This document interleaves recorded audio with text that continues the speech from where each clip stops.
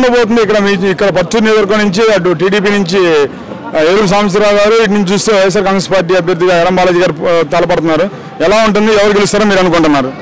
జగనన్న గారు ఏదైతే పథకాలు ఇచ్చారో అవి కింద అట్టడుగున అగ్రాల వరకు వెళ్ళి అందరు ప్రతి ఒక్కరికి అందిని. ఇంత ముందులాగా అవినీతి లేకుండా ప్రతి ఒక్కరికి ప్రతిఫలాలు అందిని. జగనన్న పైన చేసిన ఏ ప్రభుత్వం అయితే మంచి పనులు ఉన్నాయో అన్ని ప్రతి నియోజకవర్గంకి వెళ్తాయి. ప్రతి నియోజకవర్గంలో కూడా ఫ్యాన్ గాలి తిరగబోతుంది. జగనన్న గెలవబోతున్నారు. జగనన్న గారి ప్రభుత్వం రాబోతుంది. ప్రతి నియోజకవర్గంలో ఫ్యాన్ గాలి తిరుగుతుంది. జగనన్న ప్రభుత్వం రాబోతుంది అంటున్నారు. ఇక్కడ చూసి ఎడం బాలాజీ గారేమో ఇది ఇప్పుడు మళ్ళీ నూతన అభ్యర్థిగా ఉన్నారు. ఏలూరు సంవత్సరాలు ఇప్పుడు 2 సార్లు గెలిచినారు కదా, ఇక్కడ ఎలా ఎదుర్కొంటాడు?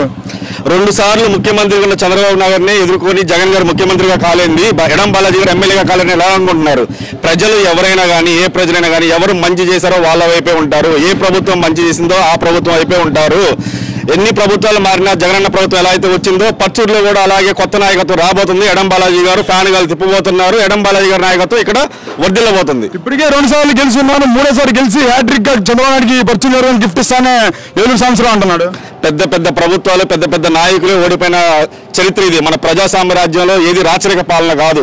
ఎవరు రాచరికంగా ప్రతిసారి మేమే వస్తాం అనుకోకూడదు. ప్రజాస్వామ్యంలో ఓటు పద్ధతి ద్వారా ఎవరైతే ఎన్నుకోబడతారో వాళ్ళే వస్తారు. ఏ ప్రభుత్వం మంచి పనులు చేసిందో ఆ ప్రభుత్వం ద్వారా నాయకులు ఎవరైతే ఉన్నారో వాళ్ళే ఎమ్మెల్యేలుగా అవుతారు.